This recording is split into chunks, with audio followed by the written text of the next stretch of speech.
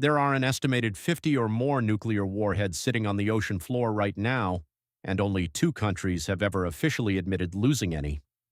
The United States is one of them. And here's the thing. This isn't Cold War history. One of those weapons is actively leaking radiation into the Norwegian Sea as of this year, confirmed, published in a peer-reviewed journal just a few months ago. So when I say missing nukes that are still out there, I mean that in the most literal way possible. What you're about to hear is every major lost nuclear weapon, ranked and explained, from the ones the government pretends aren't a big deal, to the ones that reshaped international law, to the one that's leaking right now. And I'm going to save the most insane one for last, because it changes how you see basically every famous event from the second half of the 20th century. Let's start with one that almost nobody outside of New Jersey knows about. On July 28, 1957, a C-124 cargo plane took off from Dover Air Force Base. It lost two engines mid-flight, and to keep from crashing, the crew shoved two nuclear weapons out of the aircraft over the Atlantic Ocean. One dropped from 4,500 feet, one from 2,500 feet, somewhere near Atlantic City. The military searched. They found nothing, not a trace. Both weapons are still out there, somewhere under the water off the Jersey shore, and this incident gets a fraction of the coverage of the Tybee bomb despite being literally twice the weapons. Most people have never even heard of it. Now the Tybee bomb, that one you might know. February 5, 1958. A B-47 bomber collides with an F-86 fighter during a night training mission off the coast of Georgia. The Air Force lost a 7,600-pound Mark 15 nuclear bomb in the waters near Tybee Island.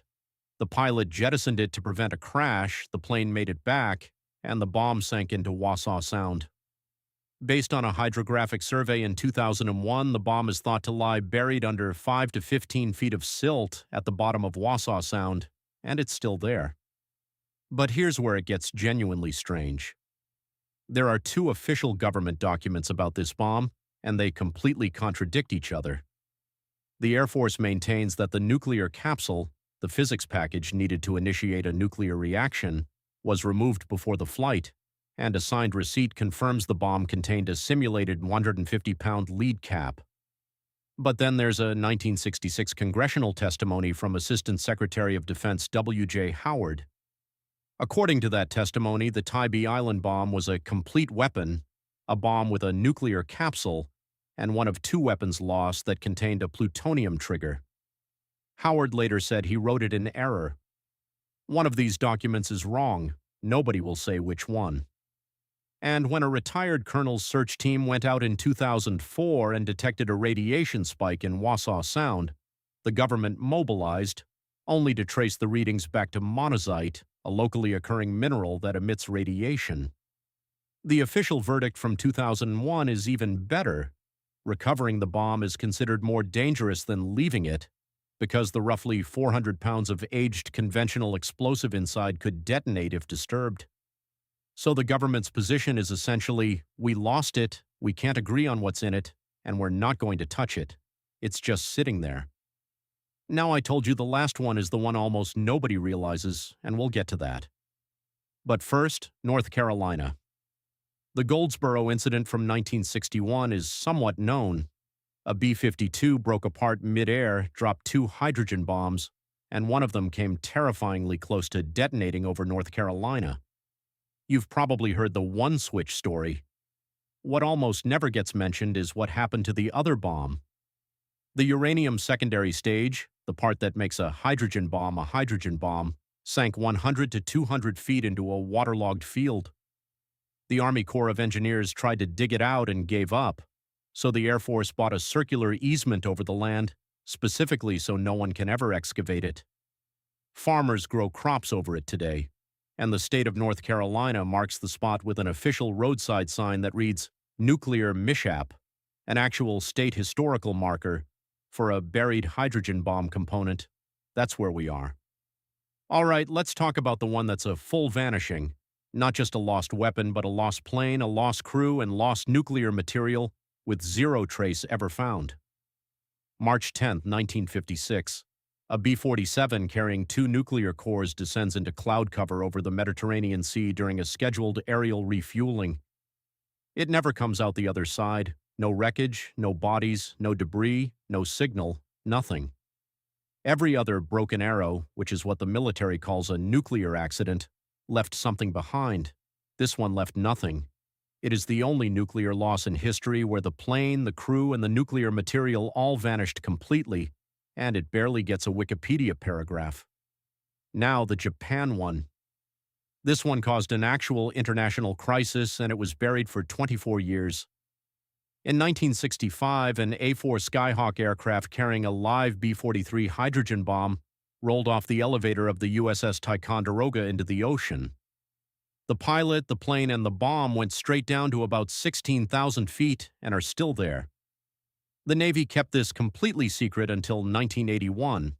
When they finally acknowledged it, they claimed it happened more than 500 miles from land. It was actually 68 miles from a Japanese island. And Japan, at the time, had 3 non-nuclear principles: a formal national commitment to never possessing, producing, or permitting nuclear weapons on its soil. The truth only surfaced in 1989, and it triggered a full diplomatic crisis. The cover story was off by 430 miles, and it held for more than 2 decades.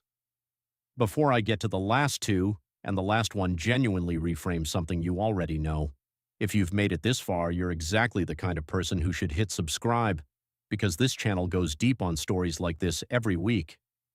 Drop a comment with which one of these shocked you most, because I'm genuinely curious where people's heads are at. And if you want more like this, there's a video right after this one that's worth your time. Now, the Titanic. In 1985, oceanographer Robert Ballard found the Titanic. You know that story. What you probably don't know is why he was out there in the first place.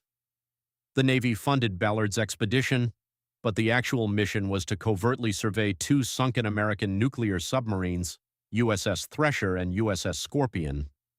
Both went down during the Cold War. Both were still carrying nuclear material. The Navy needed to know the condition of those wrecks without tipping off the Soviets about what they were looking for.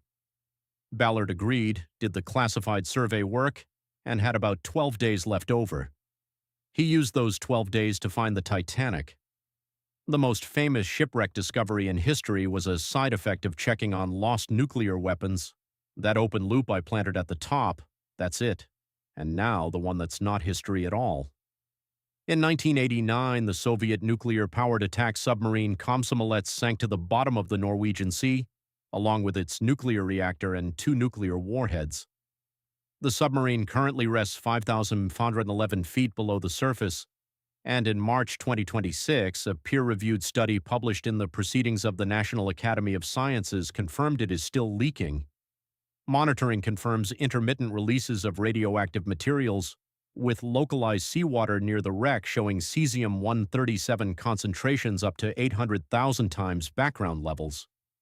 Because the leak occurs at such extreme depth, the radioactive material hits the water and immediately begins a process of massive dilution.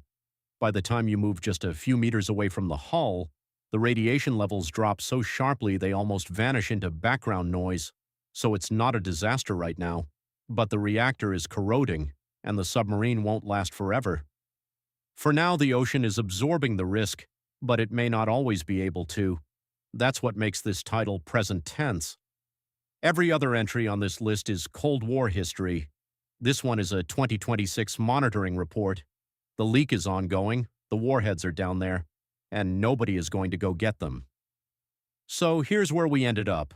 2 nuclear weapons off the Jersey shore, found by no one. A hydrogen bomb buried under a North Carolina cornfield with a state historical sign above it. A B-47 and its crew that vanished over the Mediterranean without a single piece of debris. A cover story that held for 24 years and nearly collapsed U.S.-Japan relations. The Titanic discovery as a classified nuclear surveillance side mission, and a Soviet submarine that, as of right now, is venting radioactive material into the Norwegian Sea. You came in thinking these were old stories. Most of them are. But one of them is still happening, and that's the part that should stick with you. If this is the kind of thing you want more of, the next video is already waiting for you.